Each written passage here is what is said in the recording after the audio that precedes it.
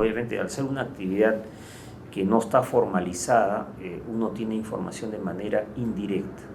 Te lo voy a decir en números gruesos. En números gruesos, el Perú produce 3 millones de onzas al año formalmente. Y la formalidad está registrada en el Ministerio de Energía y Minas. En la estadística, todos los meses tenemos que reportar y esa información se va agregando y eso es lo que reporta el Ministerio de Energía y Minas. Números gruesos, el Perú formalmente 3 millones de onzas. Sin embargo, la SUNAT, la Superintendencia Nacional de Aduanas, que registra la salida de exportación de oro, está registrando al día de hoy cerca de 5 millones de onzas.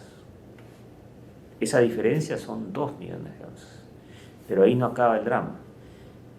Porque claro, esa regularización en la Superintendencia de Aduanas es justamente a través de empresas comercializadoras y el concepto REINFO.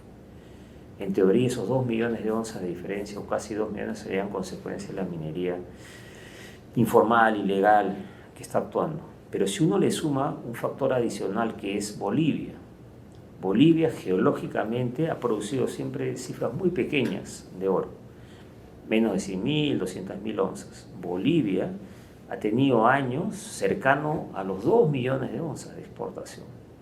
Entonces, ¿qué es lo que estaría pasando? Nuevamente, haciendo una figura geográfica.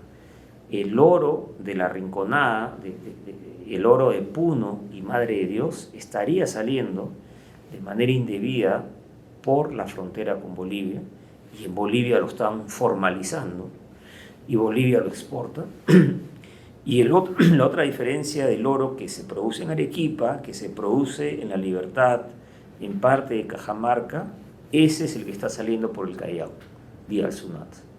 Entonces, números gruesos, obviamente, si uno le suma 2 millones de onzas de oro anuales, ¿no? 2 millones de onzas que salen por las aduanas, que no corresponden a formal, y 2 millones que salen por Bolivia, aparentemente, porque Bolivia está registrando unos números de producción inéditos, estarías hablando de un problema del tamaño de 4 millones de onzas. Es muy grande. Es muy grande. Precios actuales son 8.000 millones de dólares al año. Nuevamente, esos números de finanzas tienen que estar bancarizados. Es decir, necesitamos un sistema de inteligencia, trazabilidad también se le puede llamar, que te permita controlar la cadena productiva, que empieza con la compra de explosivos, que pasa por compra de equipos y que finalmente procesa en algunas plantas, entre comillas, formalizadas y finalmente exporta o sale por la aduana de Bolivia, pero finalmente se bancariza. Son números muy grandes, esos números nadie los tiene en el bolsillo. Entonces, si no logramos trabajar sector público y privado, porque hay privados y hay sectores públicos claves, aduanas es clave, el Ministerio de Energía y Minas es clave, la Superintendencia de Banca y Seguros es clave, la SUNAT es clave, con esos fondos compras bienes, ¿no es cierto? Y igual la SUNAT tendría que tener un registro de eso. Entonces, creo que necesitamos la trazabilidad, otra manera de decirlo, es un sistema de inteligencia que nos permite entender toda esa cadena productiva y empezar a resolver el problema. Sin información, estamos, como dije al inicio, yendo detrás de la piñata.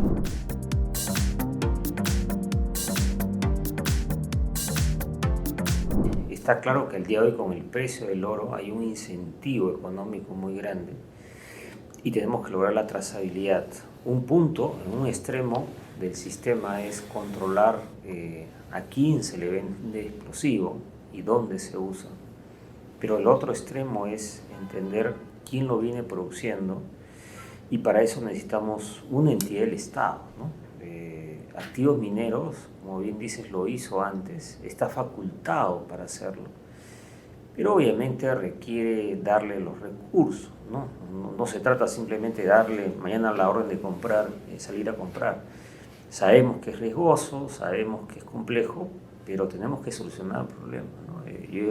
Yo he recibido llamadas de activos mineros poco preocupados, diciéndome, esta solución es muy facilista, pero nadie pretende que se implemente mañana, pero tenemos que crear el espacio para discutirlo e implementarlo, porque el Estado tiene que ser parte de la solución. Y necesitamos, de esa manera, vamos a entender más información para lograr ese concepto de la trazabilidad. Sin trazabilidad estamos un poco jugando a la piñata, ¿no? Como juegan los niños.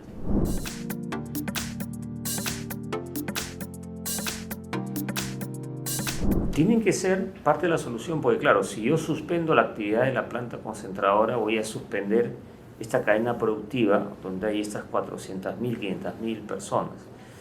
Esas plantas todas han crecido bajo el amparo de un error que se cometió como Estado, de dejar en las regiones, en las DRENES, en las direcciones regionales de minería, la posibilidad de fiscalizar y obviamente autorizar operaciones de pequeña escala. Entonces, esas plantas, usando ese resquicio, esa ventana, han construido plantas que en teoría son plantas artesanales o plantas de minería a pequeña escala, pero que en la práctica no lo son. Entonces, dicho esto, lo que tenemos que pedirles, exigirles más que pedirles, exigirles a esas plantas es igual, que empecemos a registrar con mucha precisión de dónde viene el mineral. Nuevamente, la trazabilidad pretende eso, es decir, entender de dónde viene y empezar a corregirlo. Y si ese mineral se está extrayendo de un reinfo mal obtenido, de un reinfo que no hay correlación entre el reinfo y la localidad donde opera, o si ese reinfo está ingresando de manera ilegal a concesiones de terceros, esa planta tiene que parar ese tratamiento. Es complejo, pero nuevamente, si no hacemos que el Estado de Derecho funcione, el país se va a convertir en la ley de la selva, ¿no? Creo yo que a lo largo de estos años tenemos organismos fiscalizadores como EFA o como Sinermin que tienen que cumplir su rol. Ellos no pueden cerrar la vista y decir, ¿sabes qué? Yo solamente me ocupo de la gran minería y de la menor minería. Es el Estado y es un problema del Estado y hay que ampliarle sus funciones para que empiecen a fiscalizar con los criterios que tienen, con los estándares técnicos que tienen, que son los correctos, todas estas plantas. Y esas plantas ahí va a saltar, como se dice, la liebre, ahí vamos a detectar con precisión si están procesando mineral ilegal, si están procesando mineral vinculado a actos criminales.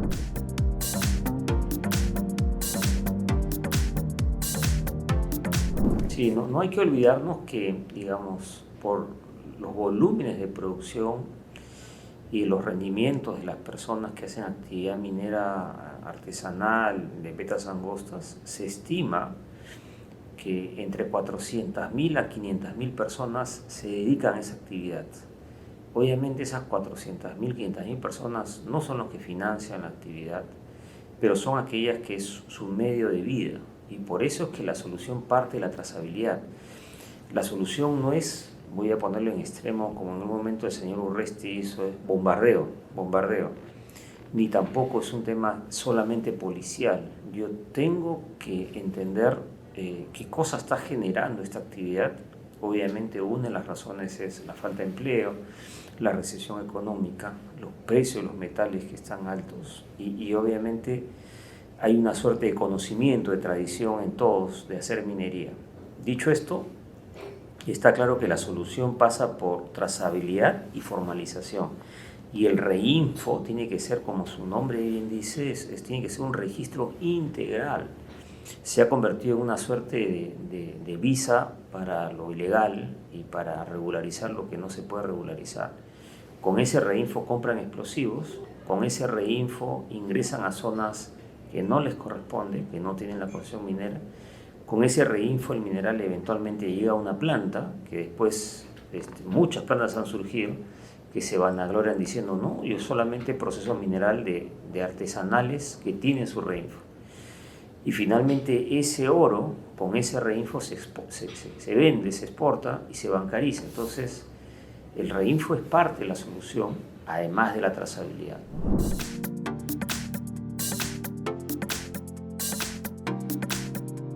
Tenemos que reconocerle al gobierno que luego de este periodo tan difícil del verano, enero-marzo, se ha logrado restablecer la tranquilidad y el orden, sobre todo en el sur del Perú, y la producción de las Bambas, la producción de Antapacay, la producción de Minsur no ha parado. Por esa razón, más el efecto Quellaveco, que ya es un año que comenzó, yo diría, entre junio y julio, ya alcanzó capacidad plena de producción, va a ser un año en el Perú que deberíamos llegar a 2,4 o 2,5 millones de toneladas de cobre. El próximo año, si le sumamos el efecto Las Bambas, producción plena, y le sumamos Quellaveco, a su vez ya producción plena, podríamos estar llegando a 2,7, 2,8 millones de toneladas de cobre anuales. Es una buena noticia para el Perú, pero obviamente depende de que las condiciones del entorno se mantengan.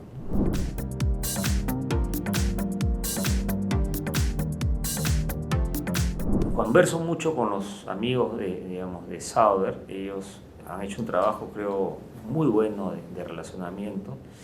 Y obviamente tienen una propuesta que no solamente está enfocada en el proyecto, sino está enfocada en el valle, ¿no? En mejorar la calidad hídrica del valle. Lo que nos falta ahí, así como he reconocido que el gobierno ha tomado decisiones muy acertadas en restablecer el orden después de marzo, abril de este año, en el tema de Tía María le falta un poquito de ambición, ¿no? Yo creo que es posible, en la medida que hagamos un esfuerzo nuevamente público y privado, juntos, presentar los beneficios del proyecto y no temerle pues a la minoría violenta, ¿no? Esta minoría vocal, ¿no? Pero finalmente minoría. Es decir, estamos haciendo lo correcto. Yo creo que sería, el año 24 sería, digamos, un punto de inflexión de poder anunciar que se está invirtiendo en el desarrollo de Tía María. Sería muy bueno para el país. La perspectiva es que es posible, así es. Y hay que hacer el esfuerzo para que así sea.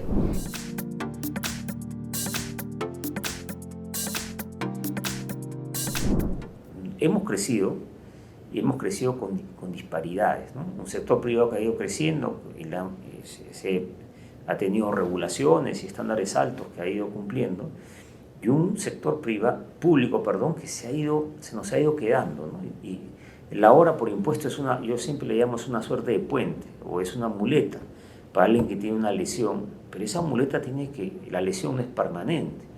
Nosotros tenemos que lograr que el Estado, nuestro Estado, sea el que ejecute la obra pública. No puede ser que el privado lo tenga que hacer. Pero claramente la carencia en ejecución de obra pública, el mismo Estado lo está reconociendo ya en la operación y mantenimiento de la obra. Entonces ha surgido la idea de acabada la obra pública, obra por impuestos, por un periodo, el privado se haga cargo de la operación y mantenimiento de esa obra. Es posible, sí, pero nuevamente mi reflexión es, no estamos resolviendo el tema de fondo. El tema de fondo es, necesitamos que el Estado, nuestro Estado, madure y ocupe el rol que le corresponde. Ese no es el rol del privado. Y quizás un tercer tema vinculado a la obra por impuesto y servicios por impuestos es cómo lograr condicionar la transferencia de fondos públicos del gobierno central, que es el gran recaudador, hacia los gobiernos regionales, gobiernos locales, con el compromiso que se levante el estándar de gestión de inversión pública, ¿no? Es decir, yo tengo que lograr generar un incentivo para que, tú tienes que invertir en capacitar, invertir en preparar, invertir en tener los cuadros técnicos para que tú te encargues de las obras públicas. La ejecución de la obra y después la operación y mantenimiento. Y tienes que ir progresivamente mejorando esas capacidades y en función de esas mejoras yo te voy asignando más recursos públicos. Al día de hoy es al revés. Te doy el dinero por delante y eso no está bien. Los sistemas de meritocracia no funcionan así.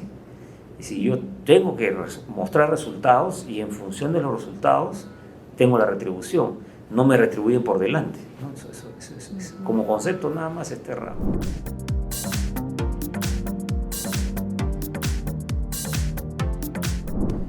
Un país como el nuestro tiene en el fondo un problema serio de informalidad laboral, ¿no? Que como consecuencia de esa informalidad deviene en ilegal y otra parte deviene en criminal, lo que hemos hablado del oro. Y entonces tenemos que tener la audacia, si es la palabra que corresponde, no sé, o el respaldo, la decisión política de, por ejemplo, resolver el tema de la formalización laboral, ¿no? Yo no puedo tener un sistema digamos, de formalización o un registro, un sistema laboral que está diseñado para la gran empresa, que solamente una empresa de gran dimensión, de grandes retornos financieros lo puede cumplir. Una pyme, una MIPE no puede cumplir esas condiciones. Entonces, si no somos capaces de sincerar eso, vamos a seguir teniendo una fuerza laboral que no está incorporada formalmente a la actividad económica. Tenemos que resolver eso. Eso es una decisión clave, ¿no? Creo que el tema de la minería aurífera ilegal es otro ejemplo en el cual quien tiene que liderar el proceso es el Estado.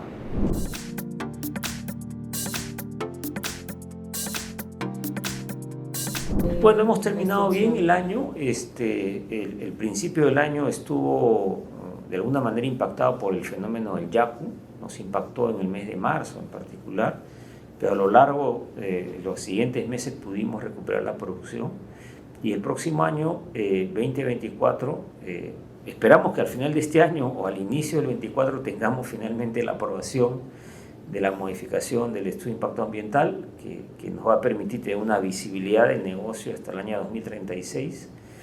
Y en términos de producción, esperamos tener una producción muy similar a lo que ha sido el año que está terminando, el año 23. ¿La campaña de exploraciones continúa? Sí, claro, ese es un continuo en el negocio minero.